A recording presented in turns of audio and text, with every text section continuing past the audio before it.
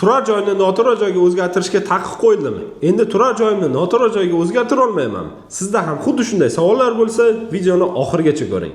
2026-yil boshidan boshlab turar joyni noturar joyga o'zgartirishga ruxsatnoma olish uchun berilgan arizalarga vakolatli organ tomonidan rad javobi kelmoqda. Bunga asosiy sabab qonunchilikka kiritilgan tegishli o'zgartirishlardir. Keling, mana shu o'zgartirishlar bilan tanishib chiqamiz va shundan keyin siz turar joyingizni noturar joyga o'zgartirishga taqiq qo'yilganmi yoki yo'qmi?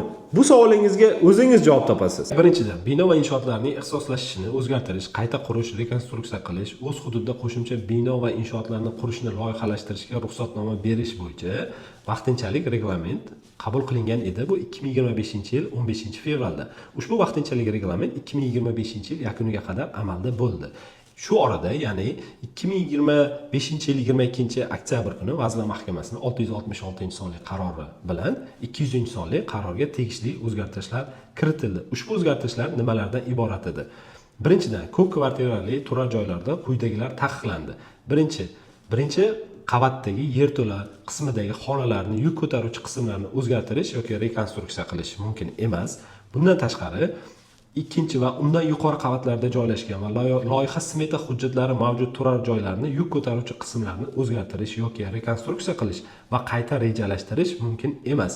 Endi eng asosiy shart bu yerda turar joylarni noturar joyga o'zgartirish tartibi 22-yanvar 2026-yildan kuchga kirdi. Ruxsatnoma Qoraqalpog'iston Respublikasi Qurilish va uy-joy kommunal xo'jaligi vazirligi, viloyat qurilish va uy-joy kommunal xo'jaligi bosh boshqarmalari, shuningdek Toshkent shahar qurilish bosh boshqarmasi tomonidan beriladigan tartib joriy qilindi. Bunda vakolatli organ tomonidan ruxsatnoma berishda turar joyni noturar joyga o'zgartirish bo'yicha ariza berganda birato'la kadastr pasportini rasmiylashtirish, ko'chmas mulkka bo'lgan huquqlarni davlat ro'yxatidan o'tkazish uchun ham ariza bersa bo'ladi. Shu bilan birga, agar ruxsatnoma rasmiylashtirilgandan so'ng ariza beruvchining ixtiyoriga ko'ra arxitektura rejalashtirish topshirig'ini ham ishlab chiqish uchun buyurtma Davlat xizmatlari markazi tomonidan berilsa bo'ladi. Ko'p kvartirali turar joyning birinchi qavatini noturar joy toifasiga yoki noturar joyni ko'p kvartirali turar joy toifasiga o'tkazish uchun qurilish va uy-joy kommunal xo'jaligi sohasini nazorat qilish hududiy inspeksiyalarining ijobiy xulosasi talab qilinadi. Endi eng asosiysiga kelamiz, ya'ni ruxsat berishga doir talab va shartlar o'zgardi.